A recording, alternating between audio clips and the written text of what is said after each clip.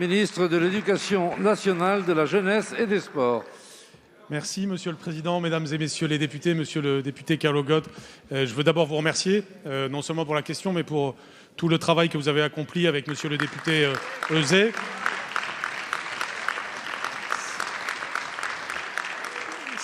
C'est un travail typique de ce que le travail entre le Parlement et le gouvernement peut permettre de faire pour faire avancer un sujet qui est un sujet qui mérite toute notre énergie, toute notre attention et tout notre sens de l'équilibre.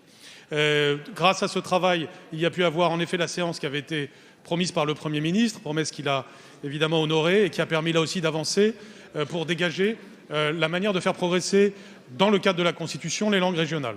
Vous le savez, ça concerne 120 000 élèves en France aujourd'hui et nous voulons aller toujours plus loin dans le respect des règles constitutionnelles et législatives.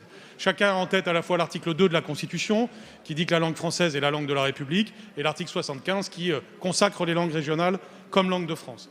Et c'est ainsi qu'il faut voir d'ailleurs dans la décision du Conseil constitutionnel, que l'on doit bien sûr respecter, toute une série de leviers pour le développement des langues régionales. Je pense en particulier à la consécration du bilinguisme. C'est pour cela que nous sommes en effet, comme vous l'avez dit, en train de préparer de nouveaux textes qui vont nous permettre de respecter la décision du Conseil constitutionnel et d'aller plus loin dans la manière de consolider juridiquement l'existant, mais aussi les perspectives de développement que nous pouvons avoir, en nous assurant des principes de base. Notamment, il est évident qu'un élève doit apprendre le français, doit avoir un niveau de français garanti par son parcours, et donc que le bilinguisme à méthode immersive permet cela, s'assurer du caractère facultatif évidemment, et puis prendre toute une série de mesures qui permettent le développement des langues régionales, quelles que soient les méthodes, que ce soit dans le service public d'ailleurs ou dans le privé sous contrat. C'est très important de dire que nous le ferons dans le cadre d'un futur Conseil national des langues qui s'intéressera aux langues vivantes étrangères, aux langues anciennes, grec et latin, mais aussi aux langues régionales, et ainsi nous aurons une dynamique pédagogique au service des langues régionales. Je vous remercie. Merci, Monsieur le ministre. Monsieur le député.